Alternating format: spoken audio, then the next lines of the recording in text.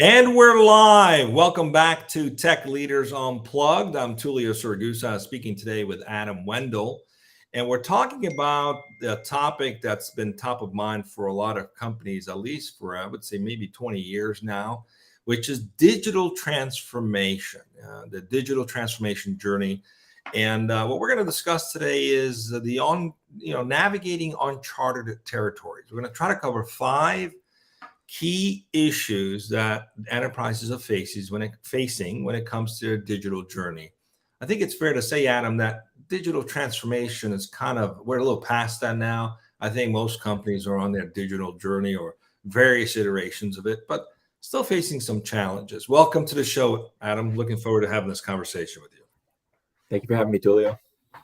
So there are 5 key things that are probably what I would call the most hindering challenges to digital transformation or enterprises on their digital journey. We're not probably going to be able to cover all 5 of them in the next 20, 25 minutes, but we'll do our best to do so. Let's start with the first one. This is sort of like something we're seeing a lot with many clients, but it's also very top of mind for organizations. And that is the cultural resistance and the challenges around change management. Digital transformation requires a significant shift in mindset and also in organizational culture. It's a big change for a lot of companies, especially manufacturing companies are somewhat behind and trying to catch up.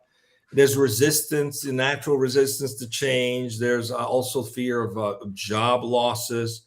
There's a lack of understanding in many cases that comes into place. And people just kind of tend to feel overwhelmed about the fast pace of technology. They just got used to doing things a certain way, maybe on spreadsheets and so on. And suddenly technology is changing and disrupting the way things get done. So ultimately, there's a big change management challenge. Would you say in your experience, just working with clients, even here at Logigear, that's true? And what are you seeing? What have you seen in recent years, Adam? In my career, my experience, anything disruptive is going to be uncomfortable. So there's going to be a resistance to want to stick with what you know and what works. But that doesn't mean it's always going to be the most effective, efficient way to help your customers or help yourself reach an online market. In the old days of just internet listing business with bedandbreakfast.com, you talk about a property that was wanting to reach more guests. Well, that's going to come down to using an e-commerce platform to broadcast a listing to reach more people. There's some discomfort around that when, the bulk of your business is based around, an intimate touch directly with guests that are showing up and how you provide your hospitality. So, yeah, I think it's just leaning into what is new and then working through what is disruptive or uncomfortable to make it something actually that'll be easier on the other side. That's an interesting example. Travel tech was such a disruption for those purposes, but also from the end user's perspective, from the customer's perspective. We went from calling someone or going to an agency to basically becoming employees of an airline or employees of a hotel chain by booking our own stuff. So, we went from the relationship being a one-to-one to one to many, but then still personalizing. And that's been a big challenge. So that's a really great example of why there's been resistance in that space. One of the things that I found useful in terms of dealing with cultural resistance and change management is the importance for senior executives to be very supportive of the digital journey. So it can't just be driven by the CIO or the CTO. It has to be something that's top of mind all the way to the board. That's one of the best practices that's been clear. And then articulating the vision of where it's going and continuously providing that feedback to the employees and stakeholders is another key thing to managing that change.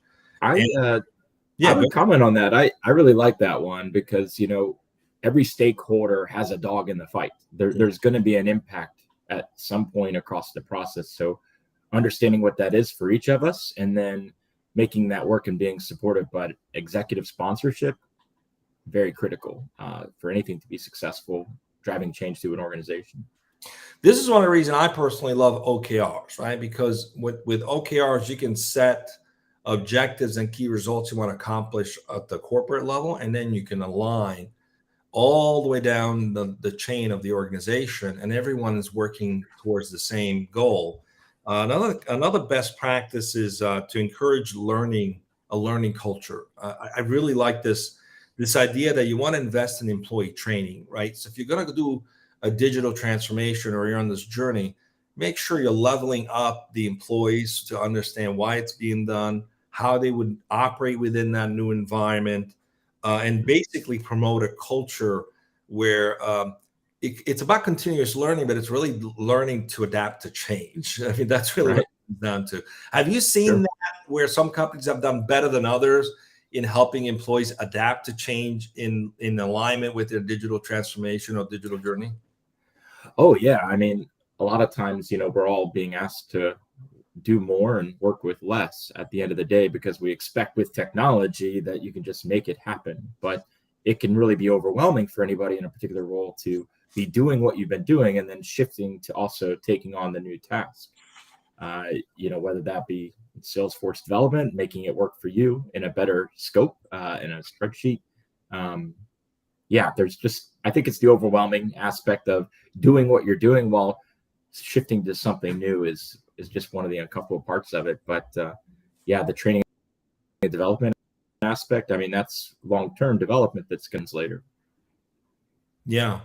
I think it would also be very helpful for organizations to get more proactive in designing all these changes and involving the organization with these changes. Like one of the things we do well with our strategy and design team is actually work with end users, do workshops and create awareness around the benefits of where we're going and get active feedback, because that feedback can enable an environment where people are participating with the changes and the transformation so that they feel more empowered, less like they don't know what's going on. They feel like they've actually contributed to the success of the changes. And it's very transformational, not just from a digital perspective, but from an organizational perspective. So companies that are struggling with us, definitely check us out. We have a design team that can help with those things. Let's move on to the next one, Adam. Big challenge still around legacy systems and integration, especially for bigger companies, older companies. That's a big challenge. They have legacy platforms, and integrating those is not easy.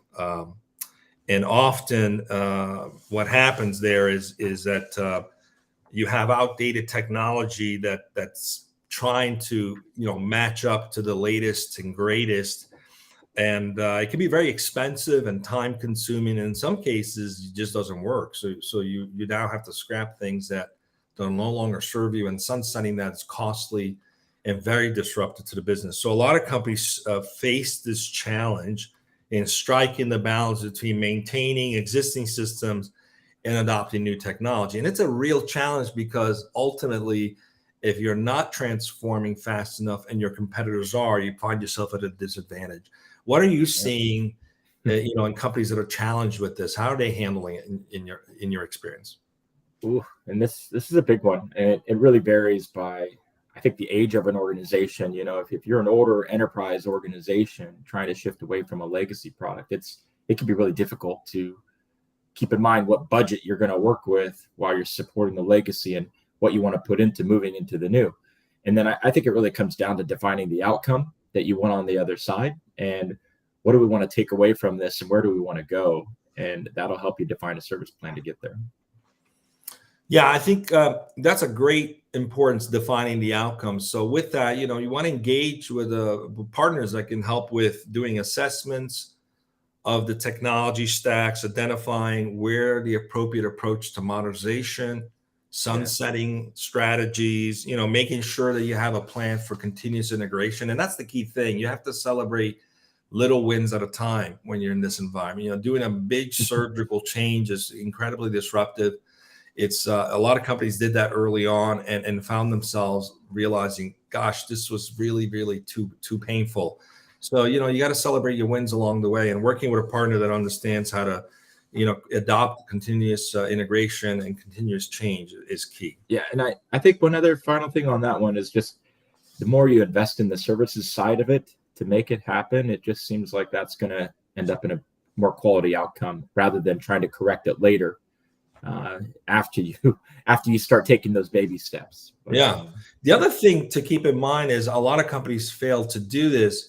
When you're going through a digital transformation and you have a lot of legacy systems and you're trying to marry up the new with the old, if you haven't adopted, for example, test automation methodologies, you're going to find yourself behind in trying to keep up with these changes, because you have to be able to quickly iterate and test the progress you're making. And if it's based on a manual process, that's going to be extraordinarily time consuming, not to mention prone to errors. You miss things that way. So adopting a test automation methodology and adopting the right tools can really accelerate that integration. So that's definitely something as a best practice to keep in mind. All right, let's keep going with the third, unless you have a thought on this as well, Adam.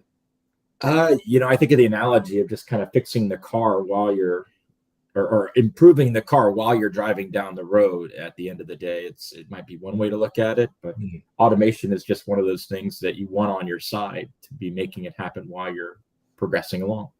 Absolutely. Yep.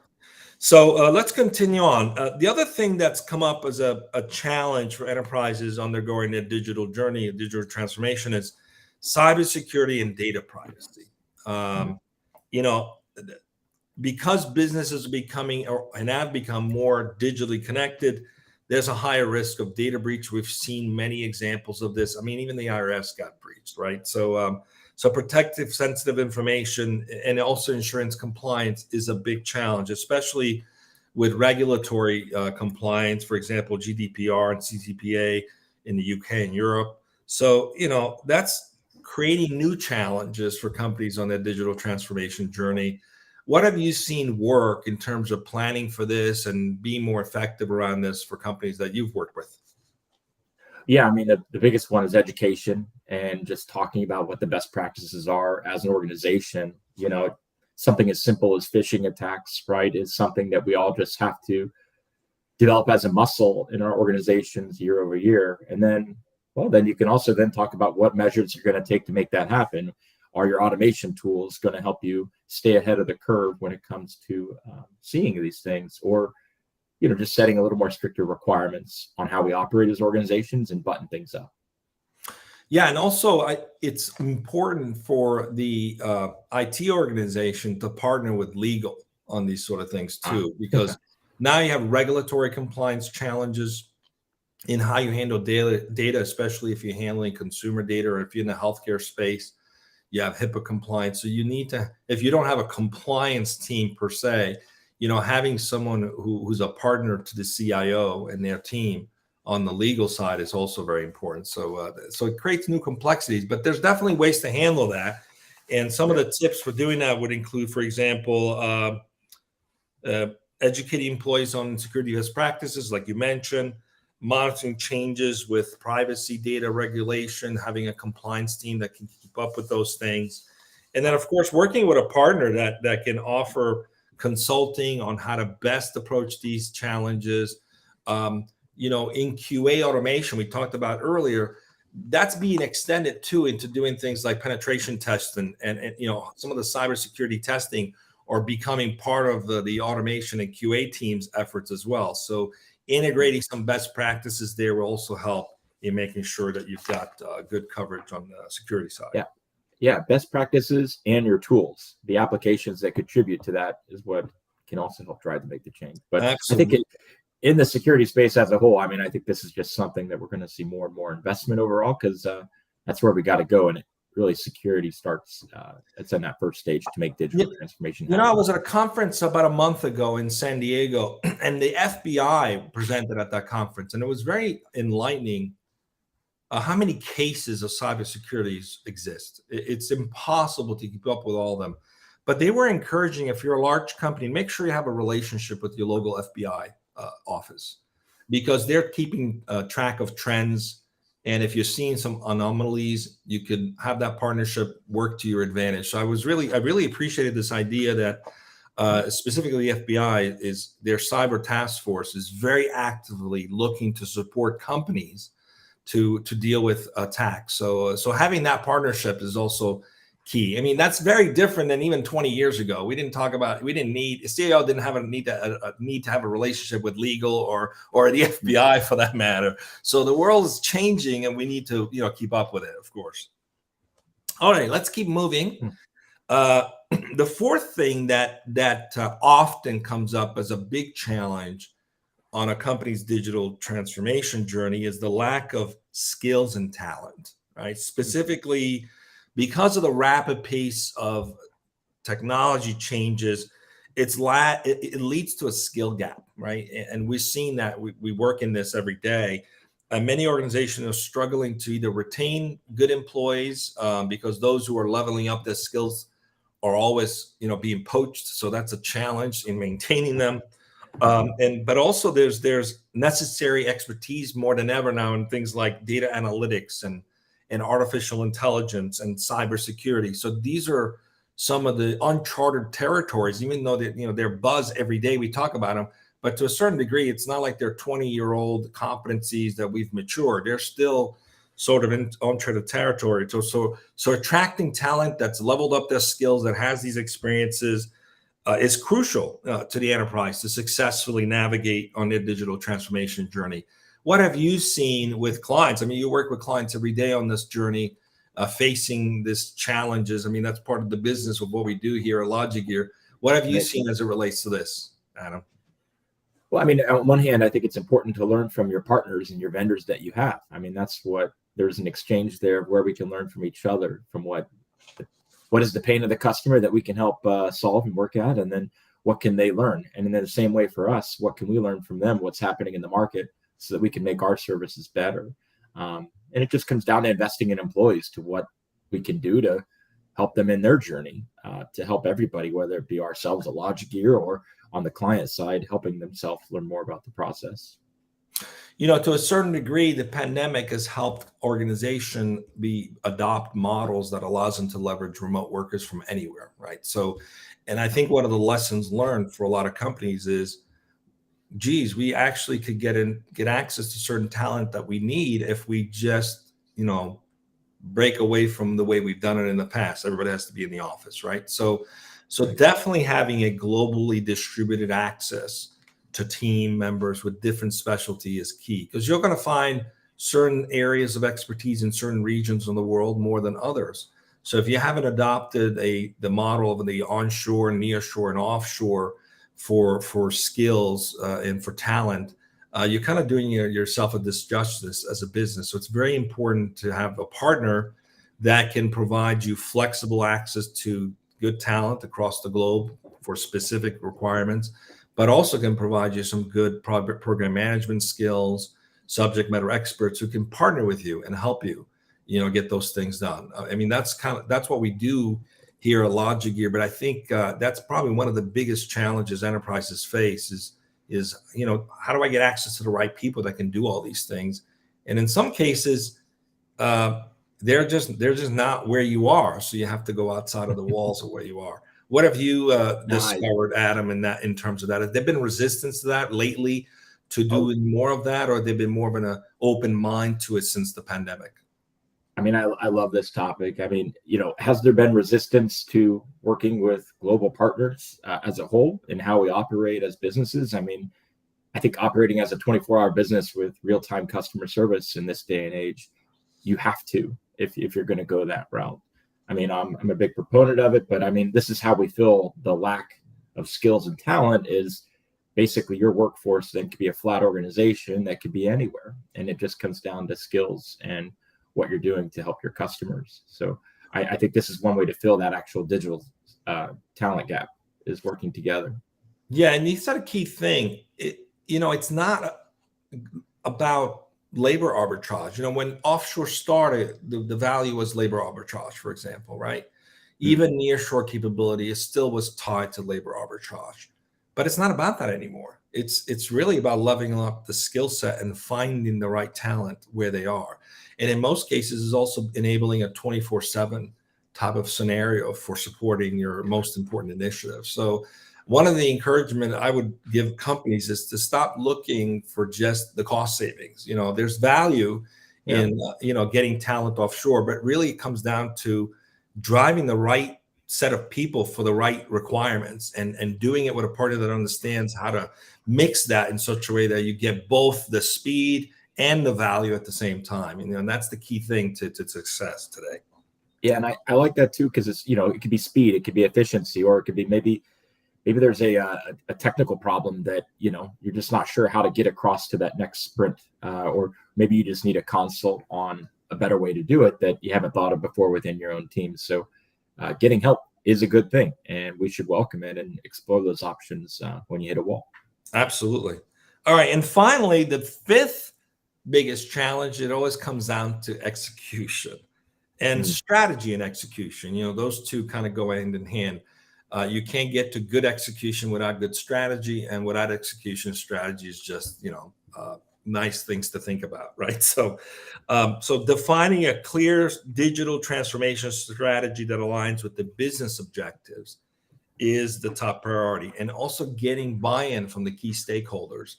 And often companies will get buy-in from key stakeholders at the top, but you also want to include the employee base and the customer base. So this is where personally I like design thinking, because it really challenges you to go and talk to the end users, the people who are going to adopt the change, and really understand what problem you're actually going to be solving, and then making sure that you're aligning around the end user, because at the end of the day, if you can't get adoption to the change, then it fails. What have you seen companies struggle the most with when it comes to strategy and execution? Well, I think at first you just have to set aside time to have an honest conversation about what you want in your roadmap and what those goals are. And then really kind of the struggles when you get to how are we going to move forward and take steps. I think there's a good book, Team of Teams. And, one of the things is just you're going to adapt your strategy as you move along. And I think you got to give your people involved in the process the lateral movement to change and adapt to whatever those problems that you're going to be confronting, because you're going to have a roadmap at the beginning, and then how you get to that outcome at the final steps, it's going to be a little bit different, I think, than what we always expect. So I think that's just something to prepare for as you move through to the solution. Yeah, this is one of those things, like even when it comes to self-help, right? You could just read books and try to adopt the principles, or you can work with a mentor or a coach or a therapist if you have to, right? But you don't go at it alone.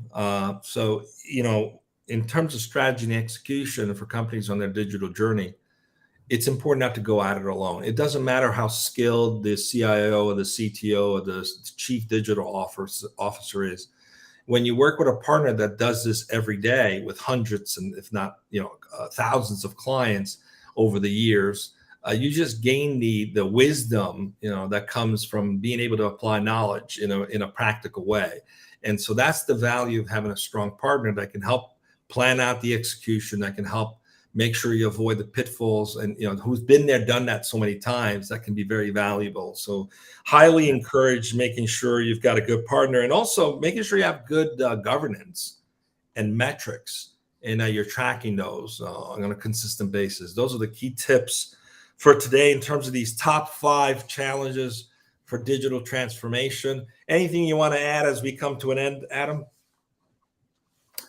I think it's always a moving target. Keep up the conversation, stay engaged, and keep working on our goals and outcomes. We'll get there together. That's the message I take every day. Excellent.